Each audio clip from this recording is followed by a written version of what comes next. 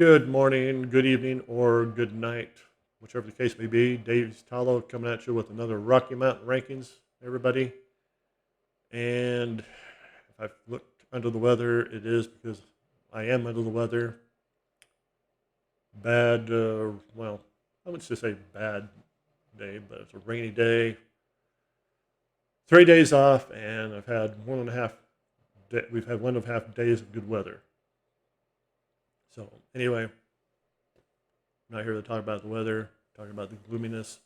I'm here to talk about Megadeth. Great band, founded by one of the founding members of Metallica. And for all of you who don't know what I'm talking about, Dave Mustaine was a founding member of Metallica, along with Lars Ulrich and James Hetfield, and the original bass player, I can't think of his name, wasn't Cliff Burton. Apologies. I can't remember. He left before they did their first album. So, anyway, we're not here to discuss Metallica. We're here to discuss and go through the discography of Megadeth. For those who don't know how this works, I start with my least favorite, work all the way to my favorite. Just because it's my least favorite doesn't mean I hate it. Just means I don't reach for it as much. Means that the songs aren't as strong as others. And the thing about music, it can change. So a couple months, couple years down the road, my least favorite could ultimately become my favorite. This happened many times through my life, where an album that I did not like at one point, ultimately I listened to it one day and wow, what did I hate about this? So anyway, I guess it's perspective, maybe maturing in age, who knows. So anyway, let's get into this. 15 albums. We're going to start with number 15. And number 15. Oh, before we get started, please subscribe.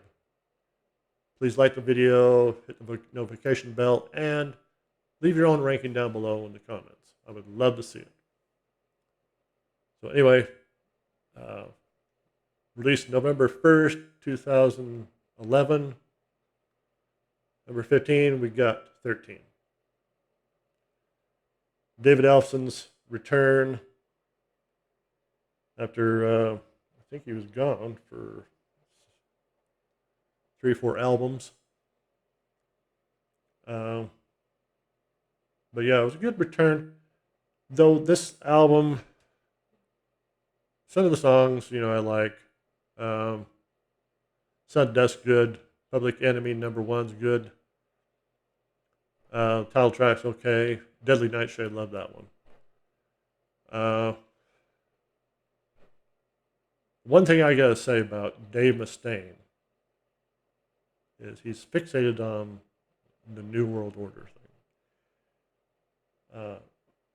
Every album, last 4 or 5 albums, has got something dealing with the New World Order.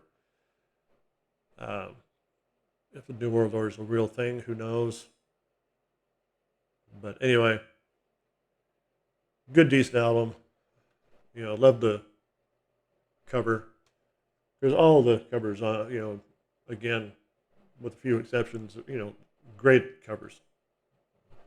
They fit the theme of the album, just fantastic. There's the guys, Vic Rattlehead in the coffin. He must have did something bad. So yeah, this good album. Just one I don't reach for as much. The song Public Enemy #1, by the way, was inspired by Al Capone. So, and he was Public Enemy #1 at one point in time. So, anyway, that's number 15, number 13. Sounds strange, number 15, number 13. So, carrying on here. Okay. Coming at number 14 is the follow-up to 13. It's a good thing Metallica, Megadeth, keep using Metallica in there. It's a good thing they didn't number all their albums. We got number 8, we have number 10, and number 6, we got number 30. So anyway, coming at number 14 is the follow-up to 13, which is Super Collider. Again, great album cover. Love the back cover too. Love the inside pictures.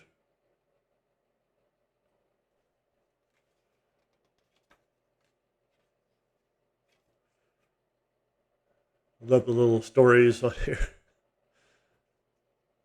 The little, like Dave Mustaine, we had to let you go because you continue to cause trouble. So, those guys again.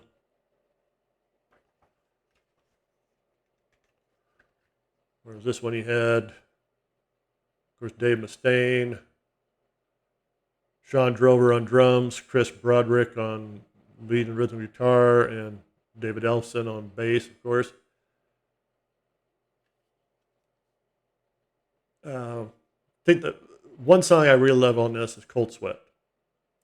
Kingmaker is good, Super Collider is good, Blackest Crow, great.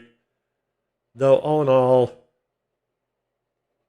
I mean, at any point in time, this could change places with 13. It's just one I don't reach for as much as what's to come.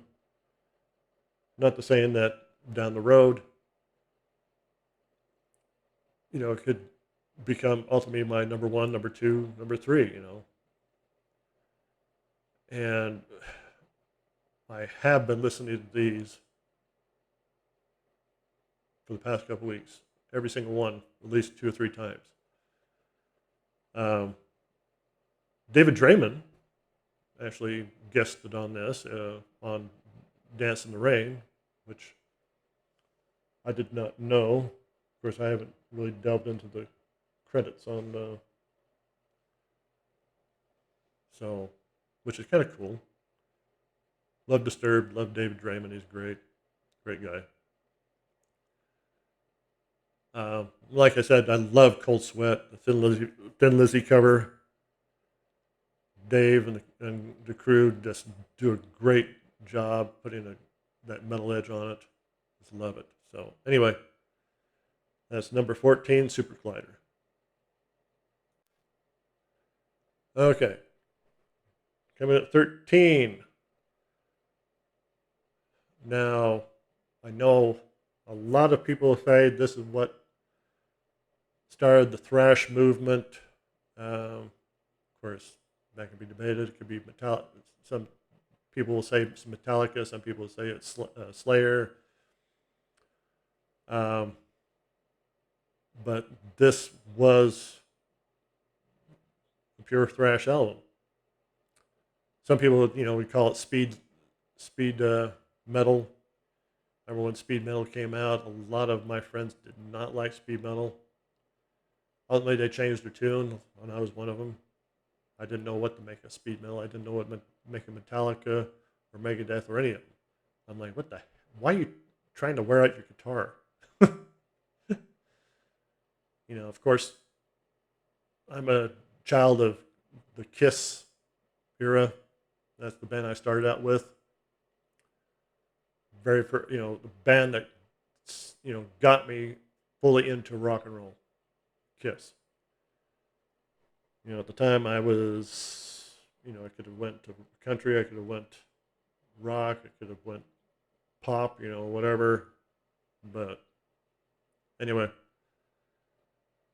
released June 12th, 1985, the debut of Megadeth. I almost said Metallica.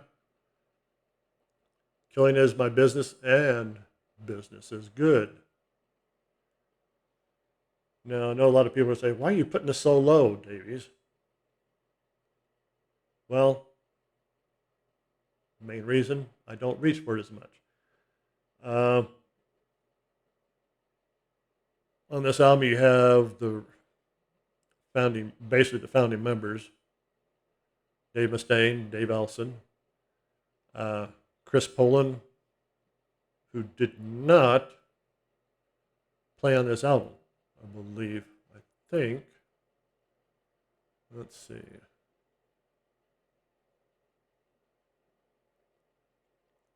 I think somebody else did.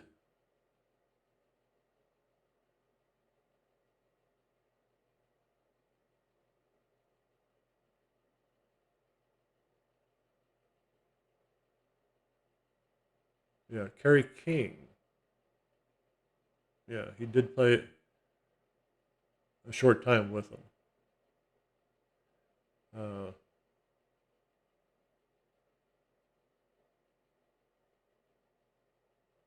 Okay, yeah, okay. Chris Poland was with him. He left and was replaced by Mike Elbert. He did rejoin the band, though. So anyway, doesn't really matter. Gar Samuelson. A lot of people will cite this album as Gar Samuelson's finest hour. And I'll agree. Gar's drumming on this album is incredible. I mean, he's on fire. However, that can't be the main reason for moving it up in my eyes. It has to be good overall. And it's a decent album. The one thing I have a problem with on this album is Dave's vocals. When I first heard this album, I'm like, my hell, he's speaking backwards. And if you listen to it, it sounds like the vocals are backwards. You have to really pay attention to understand what he's saying. Of course, like my mother says, well, you can't understand them anyway. Sorry, Mom. She watches these videos. That's why I say sorry, Mom. But it sounds like he's speaking backwards. In fact, the whole, guitars and everything sounds like they're flowing backwards. How, not on all of them, but on a good majority of the songs, how they did that, I have no idea. It's cool. It's kind of cool, but it's catchy. Excuse me. I mean, it starts off with Last Rites, Love to Death, great. Killing is my business, the business of you, title song. Skull Beneath the Skin, Rattlehead, Close Chosen Ones, Looking Down the Cross. Mechanics. When that song starts off, I'm like, and I didn't know this at the time. I'm like, my gosh, this sounds like the Four Horsemen. Of course, I did some digging and found out, well, this is the original version of what the Four Horsemen was supposed to be. Apparently, a lot of the songs that Dave penned with Metallica that were used on the first two albums, he'd asked them not to use them, and they said, okay, we won't. But they went ahead and did it anyway, causing a bigger rift between them. So anyway, it's a good album. It's just one I don't reach for as much. You know, better artwork than the original version. In fact, the original cover was a skull of Vic Rattlehead with chain around. Horrible, horrible cover. The Megadeth was done way different. Wasn't done like it is here. More of a how would you say gothic style. So anyway, aside from Gar's incredible drumming, this a decent album, but it's just not a top 5, top 10, or top 5 just yet. But like I said, it could change. So anyway, let's move right along here. Okay, before I do this next one, just want to let you know there is an upcoming Megadeth album. First one's Dave's put out since quite a while, since 2016. Of course, we've had cancer and I believe throat cancer or something, and he's got through that, thankfully. So they got a new album come out sometime this, I think, next few months. It's not already out. So anyway, we'll worry about that later. Coming at number 12, released January 22nd, 2016. Dystopia.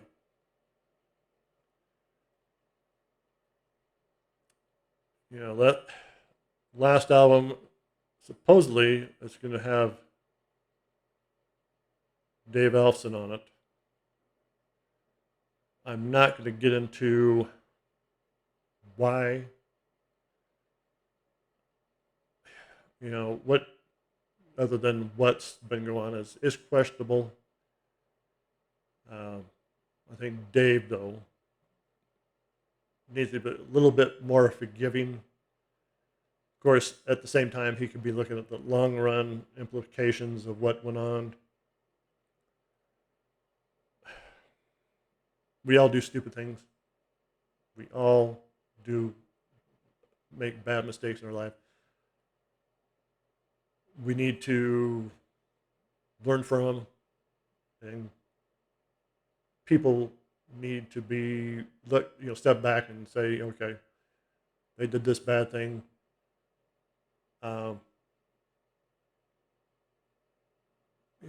Improve and we'll forgive you. I think Dave could be a little more forgiving, but I'm not Dave. That's just me. Kind of hoping that things work out in the end. So anyway, so I've got Kiko Loureiro. Sorry if I mispronounced that.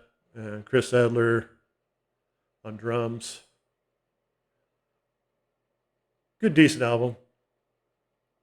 I mean, of course, starts out with "The Threat Is Real," another New World Order song. Dystopia is great. Fatal Illusion. Bullet the Brain, the good one.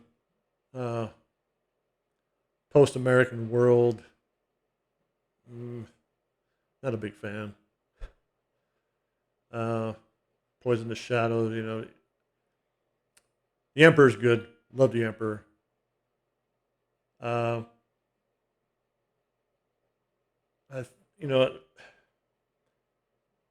be all honest, Dave's kind of stuck in a rut here.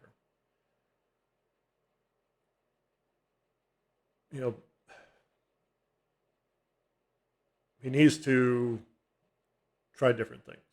He needs to get away from the New World Order going maybe other directions. But so far he's going, going down this one corridor, and he's like afraid to deviate from this chosen path. And once you get in that path, a lot of bands, and this is, like I said, it's true with a lot of bands,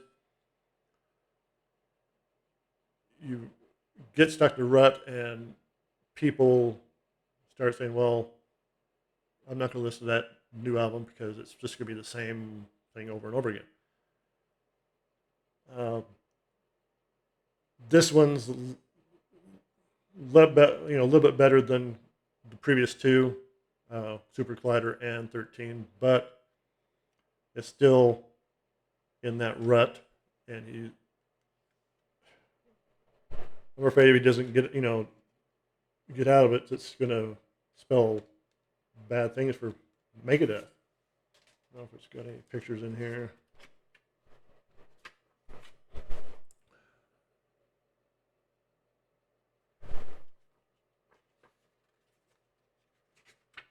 It's just, I'm glad Dave got to the cancer scare. David and Chris. But all in all, he's got a. Oh, hang on a sec. Love these little jewel cases. He's got to start expanding his horizons a little bit more. I know a lot of people, well, this is what heavy metal, this is what thrash and whatever is about. Megadeth hasn't been a thrash band for years. They're a dedicated heavy metal band, just like Metallica is. Sure, thrash roots, but if you want thrash, visit their first albums. Voivod, they're thrash. Their first albums, few albums are thrash. Ultimately, they became what I like to call progressive thrash. But still, I love Voivod. Not so much their earlier stuff, but I do love their later stuff. So, but anyway, Dave's got to get out of this New World Order rut that he's got the band in. So, anyway, that's my opinion. Moving on. Okay, down to 11. Now, when that album came out, vastly different from their first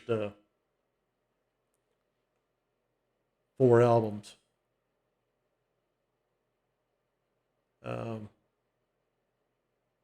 Though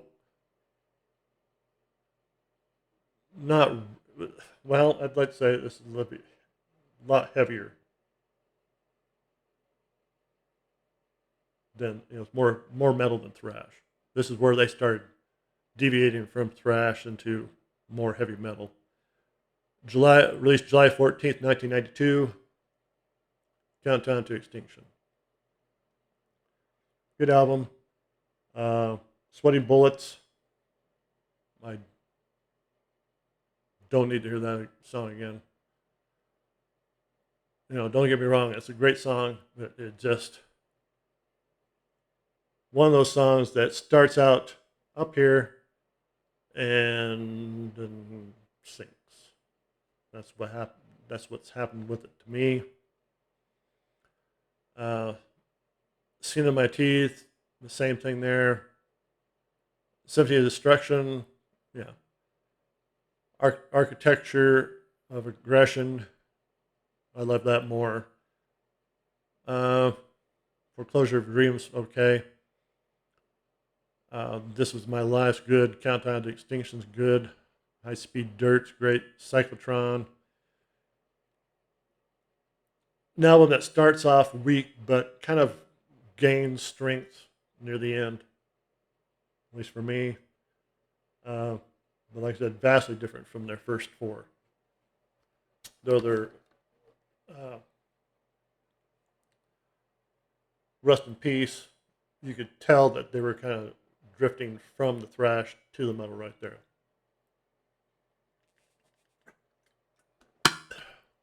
But we'll get into that more later. So anyway, on this one you got Dave and Junior, as Dave calls them, on it. Marty Friedman and Nick Menza on drums.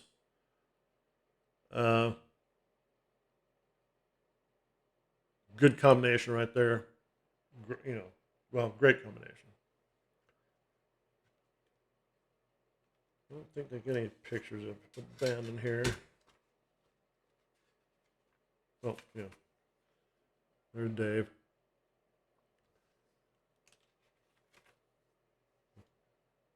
Marty. Nick. Of course, unfortunately, Nick and Dave would have a bad falling out. David.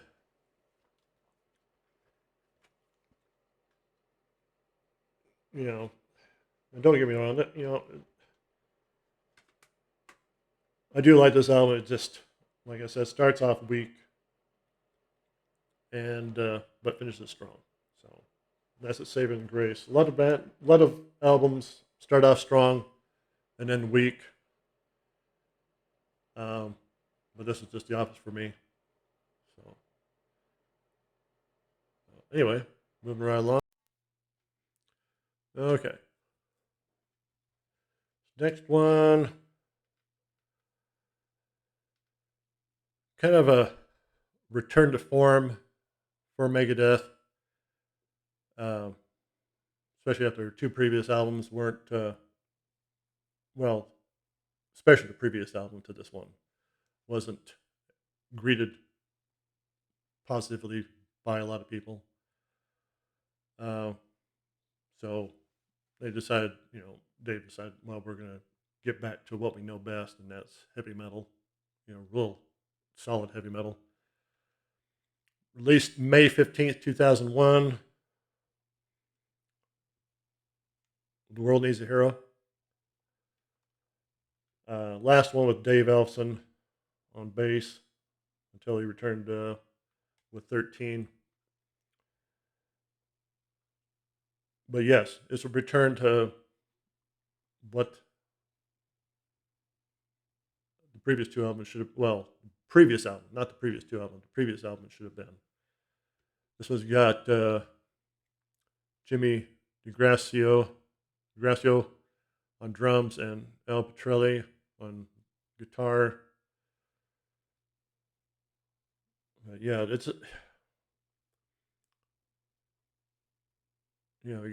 starts out with Disconnect, good one, title track, Moto Psycho. I like that song, though it's right up there with Sweating Bullets. It's slowly sinking in my eyes.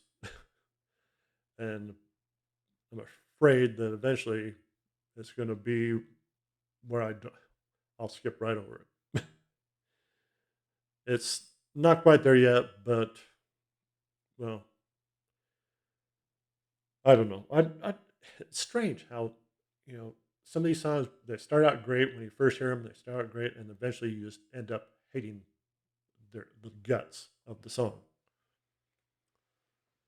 It's, but they're those songs that you can listen to day after day after day, and you can never get sick of them. I don't know what it is. 1,000 Times Goodbye. Not a big fan. Burning Bridges, okay. Promises. Receipt for Hate. Warhorse, okay. Losing My Senses. It kind of goes, another album that starts off kind of weak to me, but ends strong. Dread and the Future of Mine. Silent Scorn, instrumentals, okay. Return to Hangar and When, great. Just starts off here, kind of goes up and then goes down, then comes, and finishes strong. Um, kind of course, right after this happened, Dave went back into some things happened. Dave had to go back in rehab, and while he was in rehab, he fell asleep with his arm across the back of a chair, cut off his major nerve, and when he woke up, he didn't have any feeling in his hands, or he couldn't use his arm, and it's scary. It happened to me with my right arm. I busted my shoulder over 20 years ago, uh, probably 30 years ago. Yeah. And one day I had a backpack on this arm, and when I got home, I got in the shower, and suddenly lost the feeling, use of my arm. It scared the heck out of me. So I can only, I kind of get an idea what Dave was going through. It's really scary when that happens. So anyway,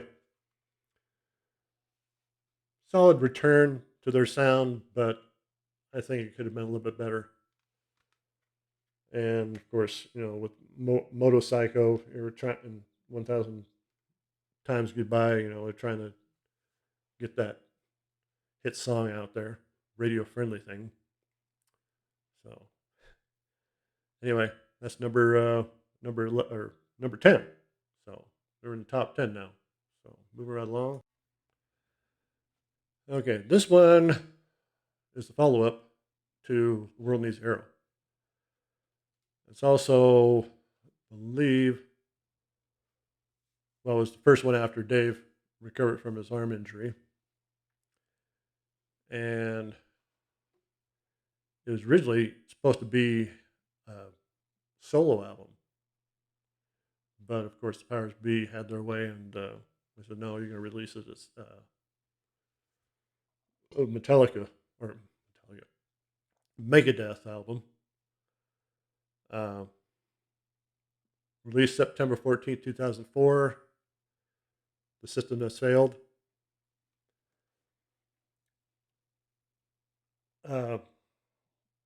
Great album. Not the best, but it's really a good, solid album. It's got Chris Poland plays on it. First album he's played on since Peace Sells. He had a number of musicians, but Chris Poland, Jimmy Lee, Solosa, Solosa on bass. Apologies if I'm pronouncing that wrong. Vinny Coludia. I am so sorry, I can't pronounce these names. Had Tim Akers on keyboards. Who else is here? Whole bunch of people. I'm not going to go through a whole all the performers on here. But I think that kind of makes it kind of makes this album with all these different people adding their little touches here and there.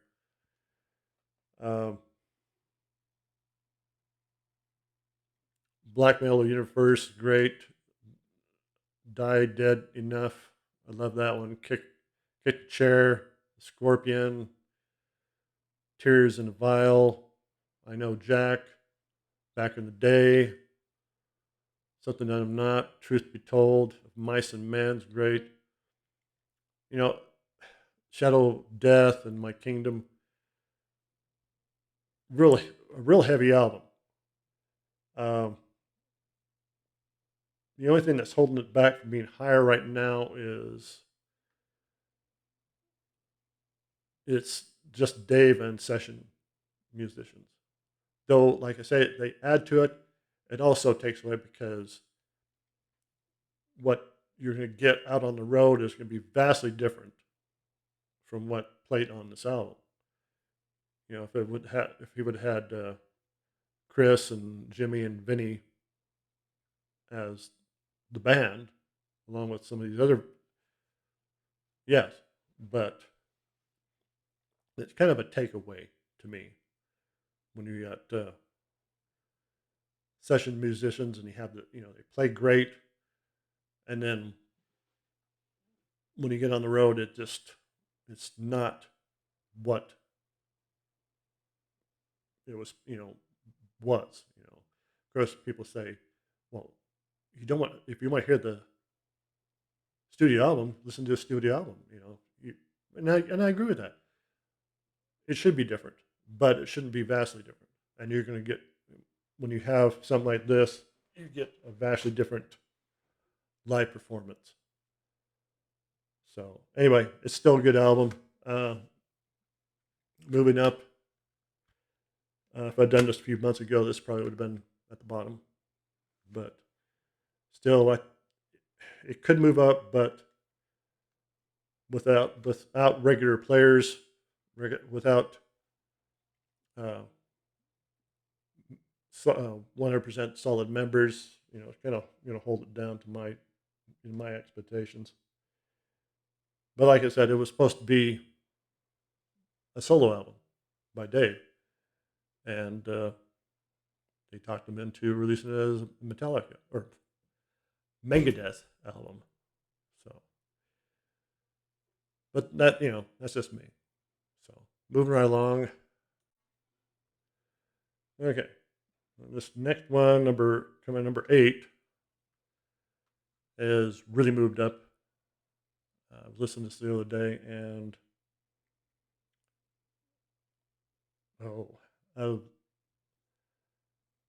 this period, this is the heaviest of the two that came in this period, mid 90s or early 90s. This follow up to Countdown to Extinction. And a lot of people say it's basically the same thing. I disagree. I think this is a little bit heavier than Countdown to Extinction. Of course, I'm talking released November 1st, 1994, talking about Euthanasia. I was listening to this the other day, and it's like, wow, this is really an awesome, heavy album. Of course, you got Dave and Dave, Marty and Nick. Starts out with Reckoning Day, great. Train of Consequences, Addicted to Chaos, Tot Le Mans. When I first heard that song, I'm like, oh, this is an awesome song, but what is he saying? So, and it's a song that's a lot of misconceptions around it. A lot of people think of it as a song encouraging suicide or something, and it's not. It's about a man that's dying, and he's saying, "These are my final words," saying his farewells. So it's misperceived by a lot of people. Elysian Fields, love that one. Killing Road, Blood with Heroes, Family Tree, title track. I thought I knew it all. Black Curtains. I love Black Curtains. In fact, right after this came out, me and some of my friends were listening to it, and so I said, "Hey, what if they call it the Pink Curtains?" Ooh, pink curtains, pretty, pretty. I go, well, that would be the exact opposite of what the song is about. So, but heavy song, and of course ends with victory.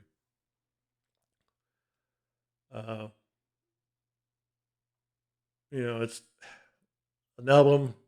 This album could ultimately one day be my number one. Of for right now, it's at number 8. So, but things can change. So, anyway, definitely. So,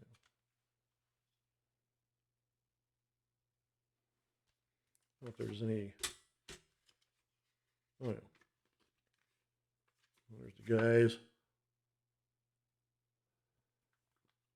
Nick, all the little scruffy.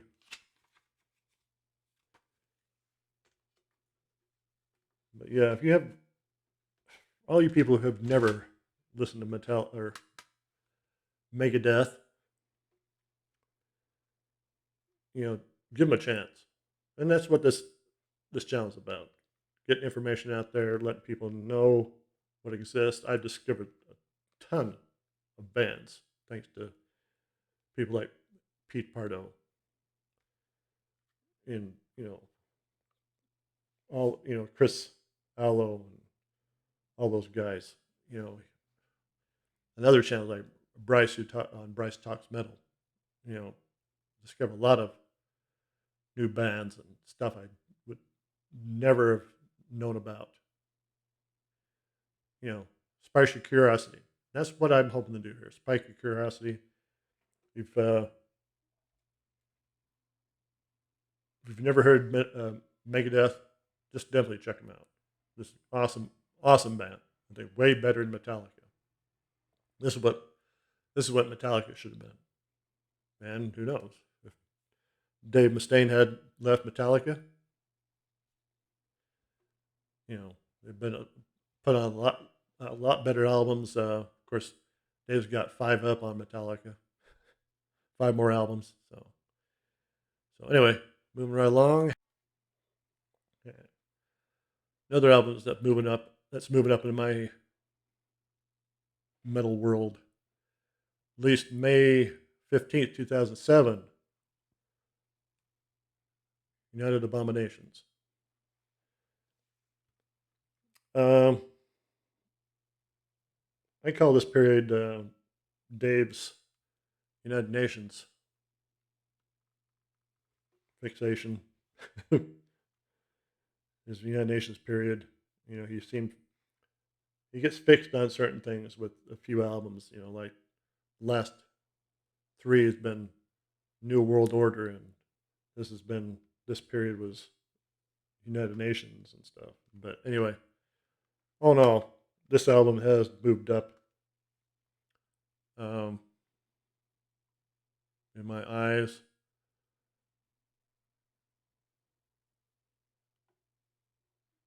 He does a re-recording of the mode with Christina Scriabia, which is really good. Love that one. But anyway, it starts out with Sleepwalker. Great. Washington is next. Washington is always next, it seems like, in Dave's eyes. Never Walk Alone. Call to Arms. United Abominations. Love the title track. Gears of War. Blessed Are the Dead. Play for Blood. Tout le Mode. America Stand. You're Dead. Burnt Ice. Hard Driving Album. Let's see. We got Dave Mustaine, Glenn Drover on guitars, Chris Lomenzo on bass, and Sean Drover on drums. Real heavy album. Not as heavy as Euthanasia. I think Euthanasia is probably about the heaviest. Of course, that's my opinion. But still, this fantastic album. Again, great album covers. In fact, the only album cover, so far all the album covers are great. I don't think there's one that I do not like.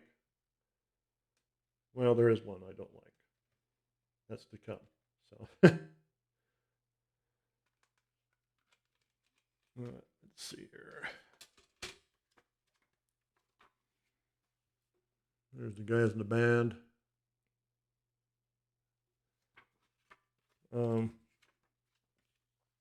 But good, solid album. Good, great playing by the guys.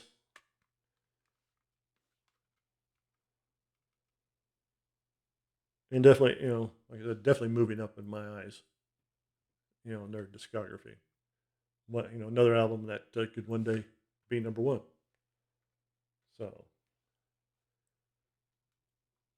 moving right along. And now this album's definitely moved up.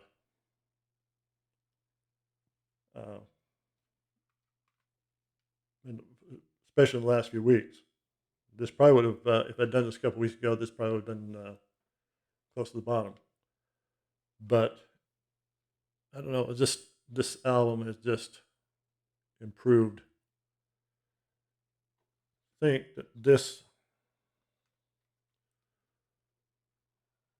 have Dave. I think this is the one right before David Ellefson came back. Anyways, released September 15th, 2009. Endgame.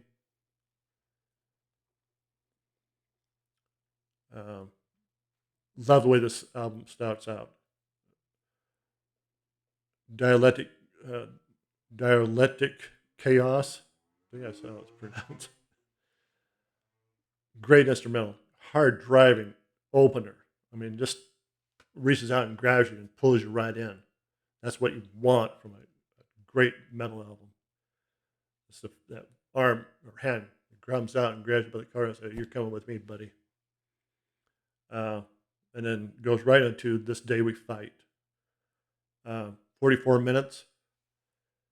I believe that was about, they had a thing in Los Angeles where some guys decided to rob a bank, and they were armored up and had fully automatic machine guns and stuff, and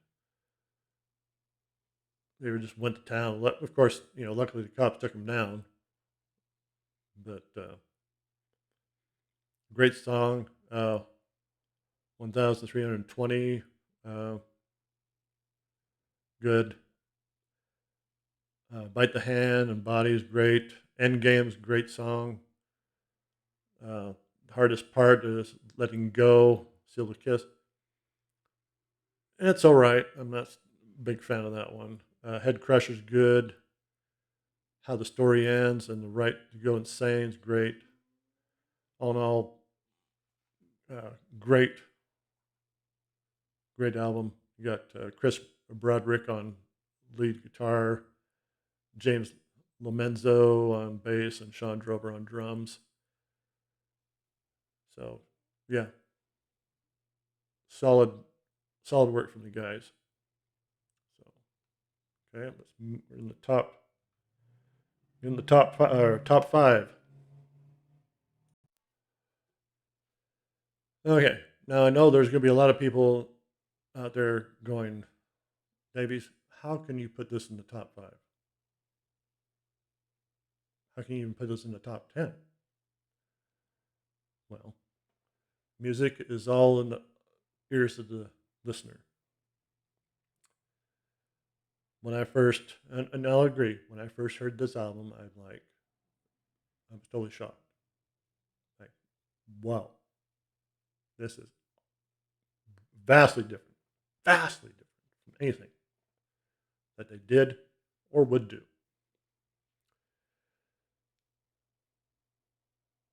But you got to understand, when you're in a band,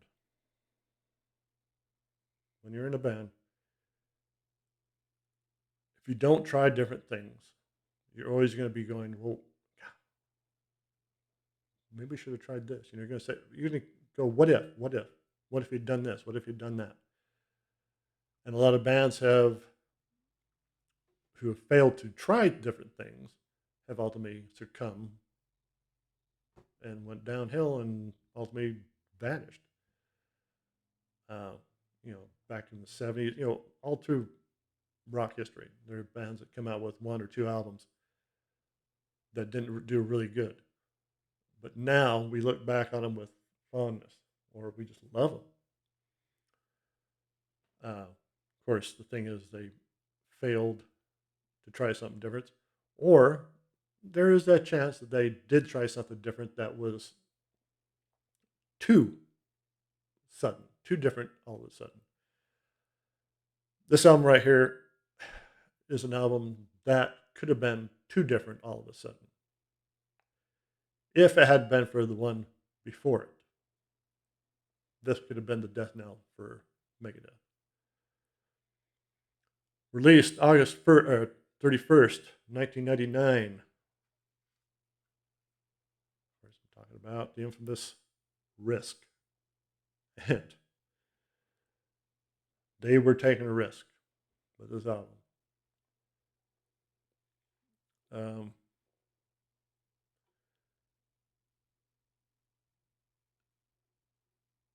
Their producer, who was the producer on this? Dan Huff.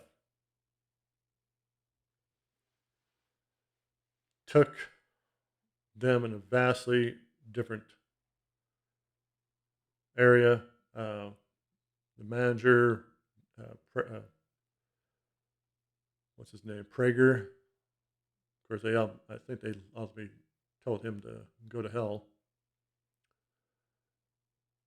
I mean, they were trying to steer Megadeth into a more friendlier radio sound.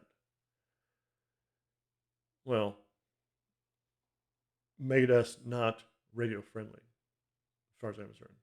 They do have the songs that are played on the radio, but they're not really a radio friendly band.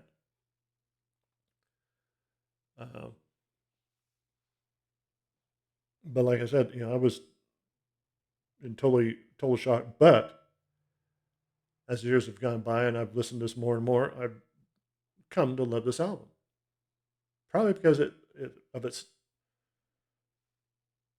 being different, and I do like difference. For example, Black Sabbath's "Never Say Die." There are people who just hate that album. They love a few songs, but the vast majority of the songs they do not like. I love "Never Say Die." It was the second studio album that I bought. I started out with Paranoid. I got We Sold Our Souls for Rock and Roll, the compilation.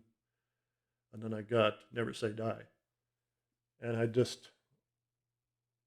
that album holds a very special, well, not holds, but represents a very special period of my life. When I was high school, had my '69 Charger, had all my friends, went cruising. We had our CB radios. We had all kinds of fun, cruising up and down the boulevard. So, and the songs on the album, I just love. I mean, there's a couple that I'm not big fan of.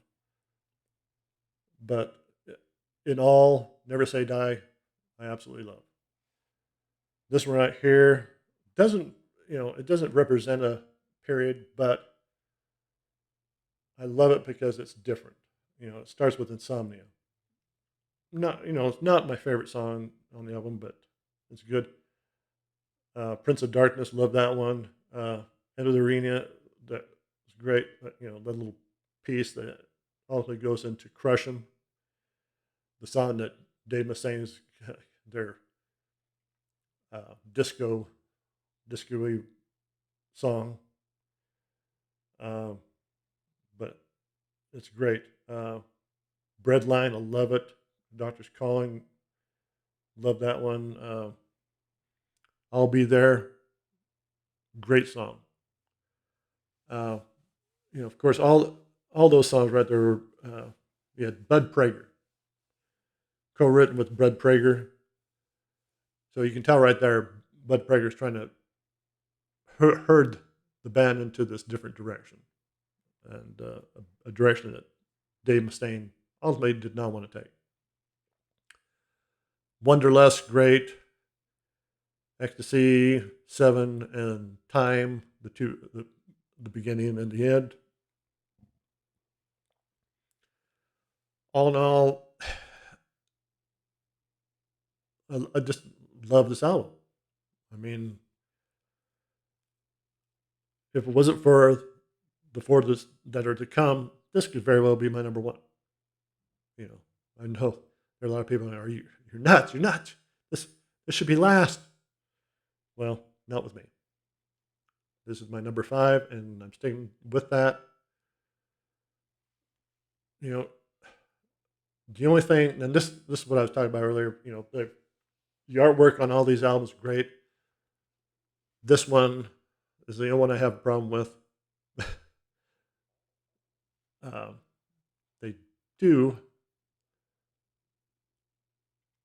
They did have a different artwork.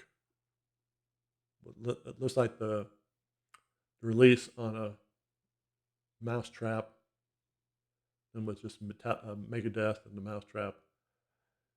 On the Risk, on the little tab where you put the cheese.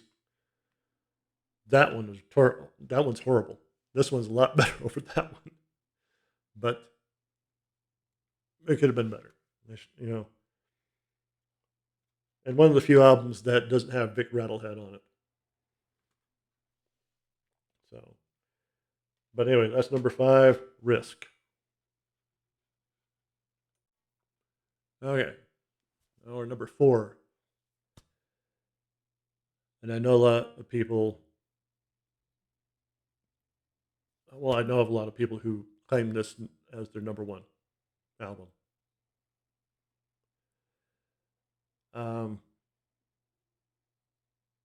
To me, it's number 4 right now. Though I love this album too. It's, you know, great. I remember when I first got this album. Again, it represents the change that the band was going through. They were going from thrash into metal and progressive metal. And Megadeth, when you really listen to a lot of their songs, it is progressive metal. A lot of it's pure metal, heavy metal, but the vast majority of it is progressive metal. And this album does represent that transition.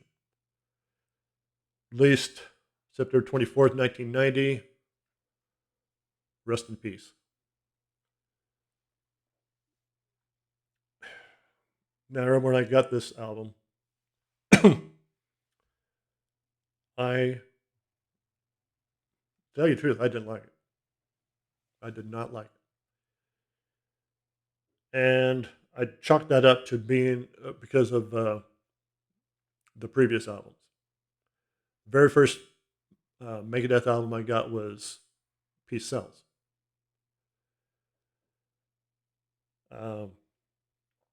Then I believe I got So Far, So Good. And then this one.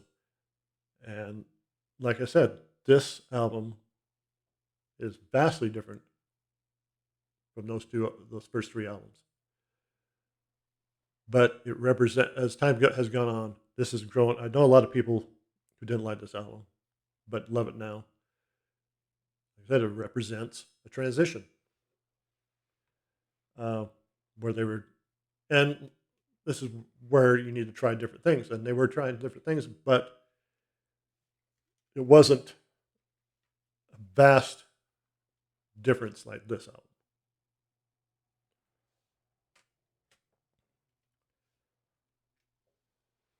But this would ultimately lead into Countdown, Destruction, and Euthanasia.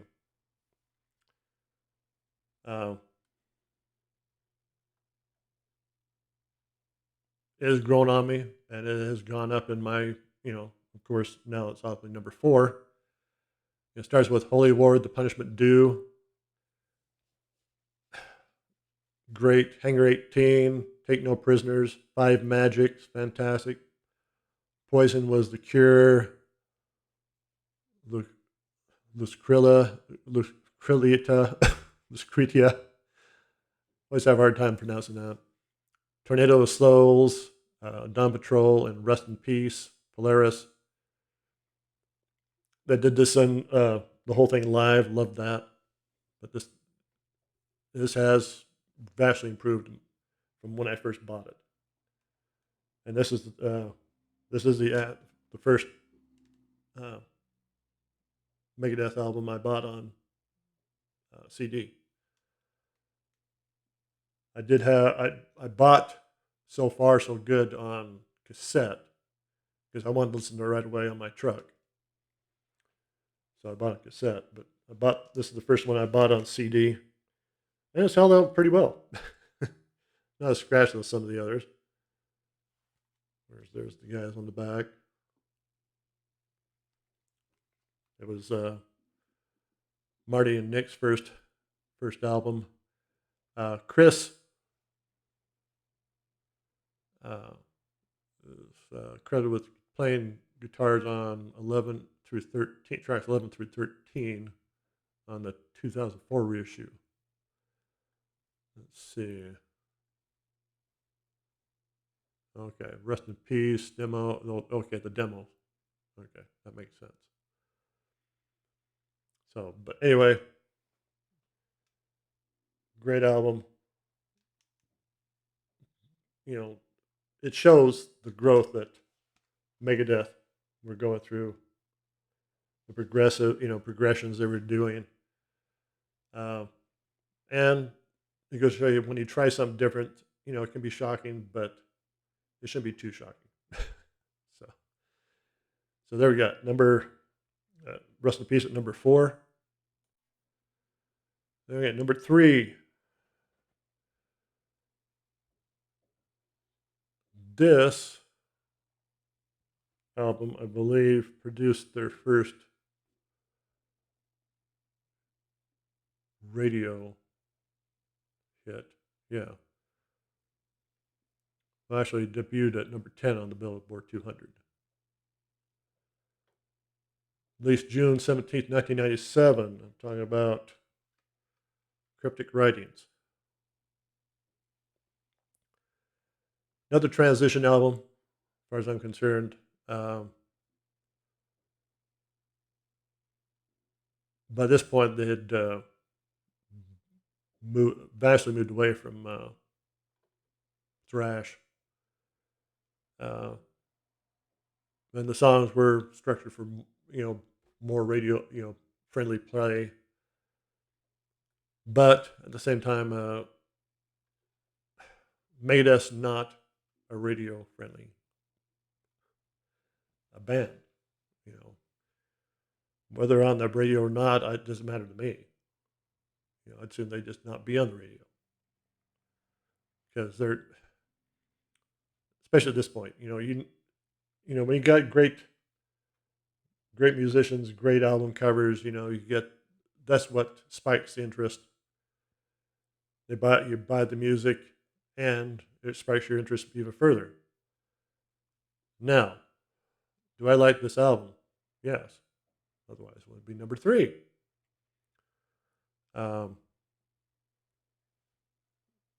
It's got everybody from the previous 3 albums. Dave, Marty, and Nick. I believe this will be the last one that has them. I can't remember if Risk has, Well, anyway, it doesn't matter. Starts out with Trust. Great song. Starts out great, that's what you want. Almost Honest, fantastic. Use the Man, it's great. Mastermind. Use the Man, yeah, okay. Great. The Disintegrators, yeah. I'll get it out there. I'll Get Even With You, yeah, it's great. Sin, The Secret Place, Have Cool Will Travel, She-Wolf, Vortex, and Triple F. I mean, solid. Just when it comes with the bonus tracks, expanded version of Trust, Evils, That's Within, Vortex, alternate version, and Bullprick. Not a big fan of some of those, but all in all, the regular track listing, just awesome. This has moved up from when I first bought it. You know, if I'd done this when I first bought this, it probably have been close to the bottom, but it's great. You know, good solid album and different. If they hadn't come out with this album, if they would come out with Risk and not this, Risk would have, I think, but it would have been the death knell for Megadeth. I think that would have finished them off. No matter how much I like Risk, at the time, it was, if it hadn't been for Cryptic Writings, it would have been too much for people. And I think today we would have, Dave Mustaine and the guys probably would have went on to different pastures. Who knows? But it's a good thing they put out Cryptic Writings first before Risk, because it was like I said, a big risk.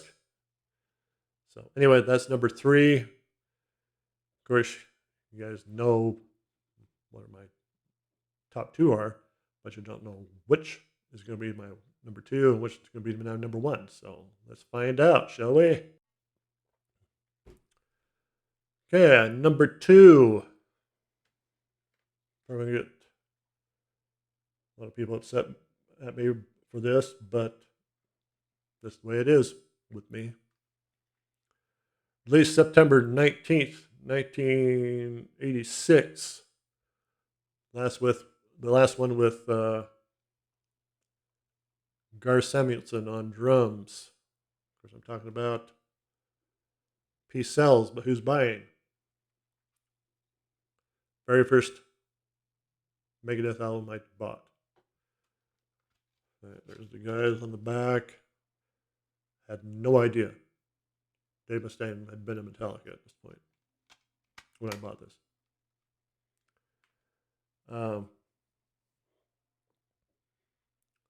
And I didn't quite know what to make of it. I mean, it's a lot. Well, this is thrash. This is thrash metal.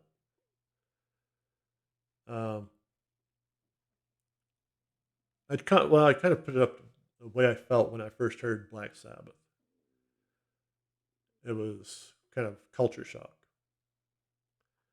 I didn't know what to make of Black Sabbath when I first heard Paranoid. I'm like, good grief, what the heck is this? And like I said, I'm a child of Kiss, and I like Kiss. I like ELO. And so it was a big step. But ultimately, I love Black Sabbath now. Black Sabbath is one of my top bands. Excuse me. So when I bought this was really a shocker. I listened to it and I'm like, good grief. What? I don't know what to make of it. So I put it aside. Of course, at the time, Metallica was my number 1 band. So this kind of got overshadowed by Metallica. It wasn't until things started souring with Metallica that I started moving into Megadeth. Started really listening to the stuff. Though I did have this one and Rest in Peace and So What.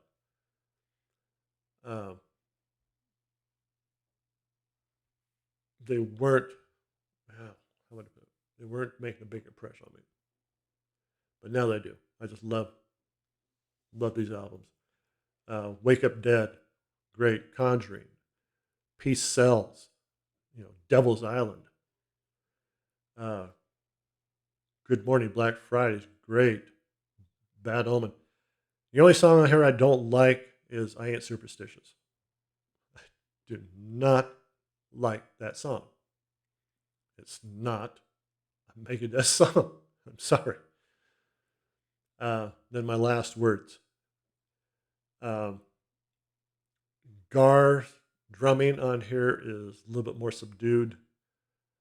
I don't know if the let's see, Dave was, let's see, Randy Burns did producing and engineering. I don't know if he has something to do with that, more subdued playing, or maybe, of course, by this point, the band was pretty much a wreck on the drugs. Dave was, they're drinking heavily, and I know Gar Samuelson was on this trip that, in order, he had this philosophy that he went, if you're not on drugs, you can't play heavy metal. I'm sorry, but drugs may start out great, but they ultimately lead to a very bad demise.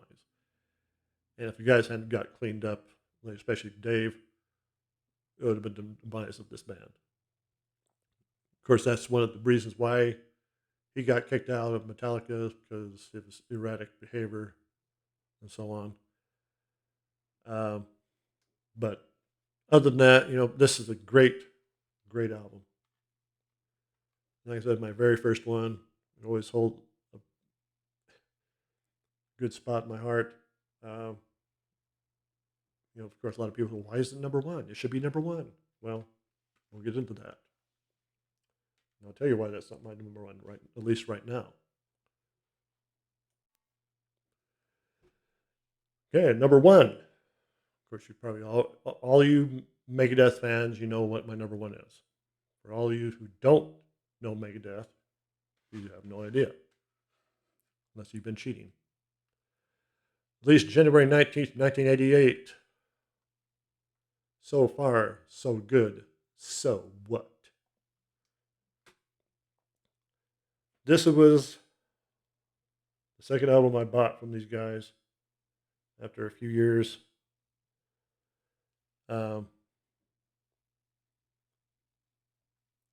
This album has just blows me away every time I listen to it. Of course, this is the first album without Chris Poland and Gar Samuelson. You have Jeff Young on lead guitar and Chris Bueller on drums. Of course, this is the only album that this lineup would be on. Both Jeff and Chuck Bueller, not Chris Bueller, Chuck Bueller. But this would be the only album they would be on. They would ultimately be replaced by Marty and Nick. But this album just starts off I remember the first time I heard it, I was on my way to us to go camping, and I bought it on cassette. I was going to buy it on CD, but I had to listen to it. I had to have it, and it just blew me away. I mean, Into the Lungs of Hell. I mean, it just bashes you right in the face. It goes into set the world on fire. That 1-2 punch that I love on an album. 1-2 punch that grabs you and holds you. That don't you dare move. Anarchy in the UK. The only song that it's okay, but I don't like it. I think they should have put something else on there. But anyway, Mary Jane Leavitt, 502, great. In My Darkest Hour, fantastic. Liar, fantastic. Hook and Mouth, fantastic. 99% of this album is fantastic. With the 1% Anarchy UK, the only slight drawback, but still, all in all.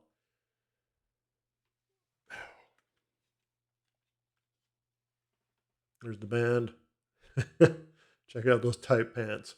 Kind of dates this album, don't it? Because ultimately they go the baggy pants, but then back to semi-tight.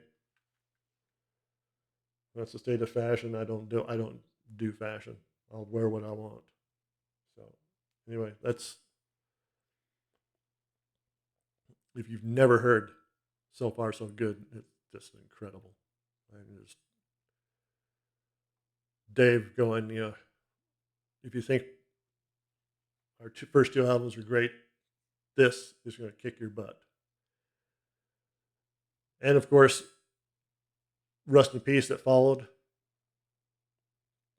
After listening to this album and then hearing Rust in Peace, that's where I got my shock from, because two different sides of the coin. I was expecting, when I got Rust in Peace, I was expecting more of this, and I got something vastly different. But it's still, ultimately, Rust in Peace grew on me.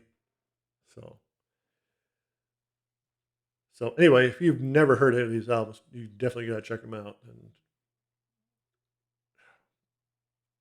And Megadeth, despite the ups and downs, Dave's still been going strong. He just has to. He gets lately. He's got, like I said, he's got stuck in these ruts,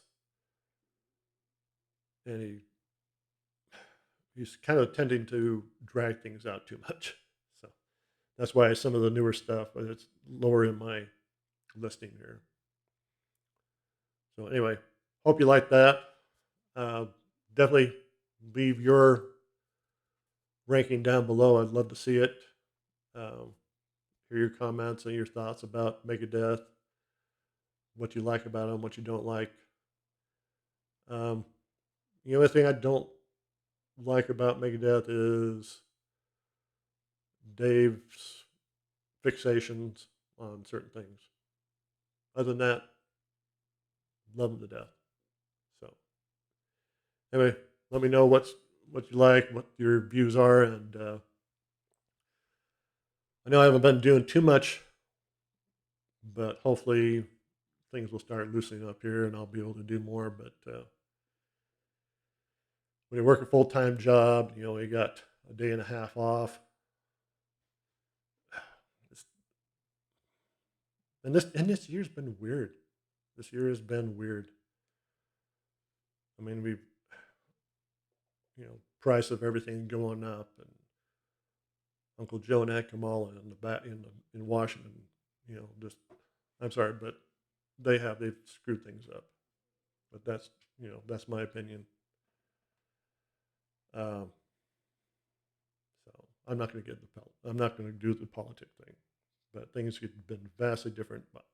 As far as I'm concerned, right now, it could have been vastly different. Hopefully things will improve later on, but right now, this is what we got. So anyway, hope you have a great summer. Hope I'll see you later on, hopefully in the week. Got something brewing. Trying to work out the bugs of what exactly I'm going to do.